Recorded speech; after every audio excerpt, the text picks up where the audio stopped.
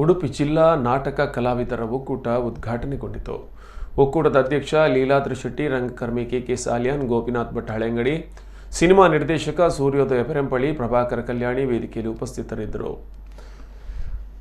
ಉಡುಪಿಯ ಬೀಡಿನಗುಡ್ಡೆಯ ದೇವಾಡಿಗರ ಸಮಾಜ ಮಂದಿರದಲ್ಲಿ ನಡೆದಂತಹ ಈ ಕಾರ್ಯಕ್ರಮದಲ್ಲಿ ಸಾಧನೆಗೈದ ಹಲವು ಕಲಾವಿದರನ್ನು ಸನ್ಮಾನಿಸಲಾಯಿತು.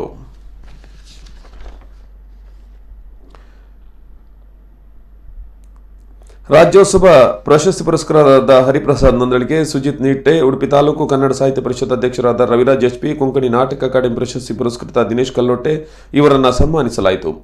ಮುಖ್ಯ ಅತಿಥಿಯಾಗಿ ಆಗಮಿಸಿದ ದೇವೈದ್ಯ ನಿರ್ದೇಶಕ ಸೂರ್ಯೋದಯ ಪೆರಂಪಳ್ಳಿ ಮಾತನಾಡಿ, ಇದುವರೆ ಕಲಾವಿದರು ತಮ್ಮನ್ನು ಕೇಳುವರಿಲ್ಲ ಅನ್ನುವ ಭಾವನೆ ತೊಡೆದು ನಮಗೂ ಒಂದು ಸಂಘಟನೆ ಇದೆ ಎಂಬುದನ್ನು ಎದೆತಟ್ಟಿ ಹೇಳುವಂತಹ ಸಂದರ್ಭ ಬಂದಿದೆ ಎಂದರು.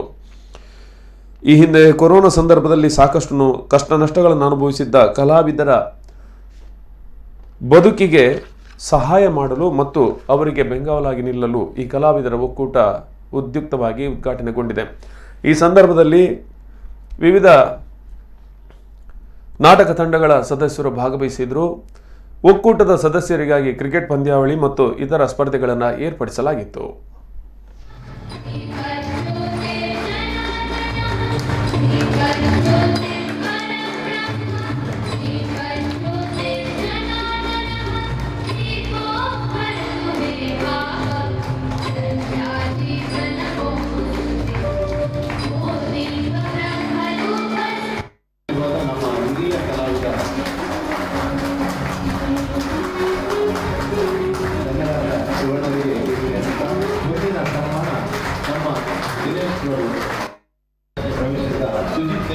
ಇವತ್ತು ನಾವು ಉಡುಪಿ ನಾಟಕ ಕಲಾವಿದರ ಒಕ್ಕೂಟದ ಪರವಾಗಿ ಅಭಿನಂದನೆಯನ್ನು ಮಾಡುತ್ತಿದ್ದೇವೆ.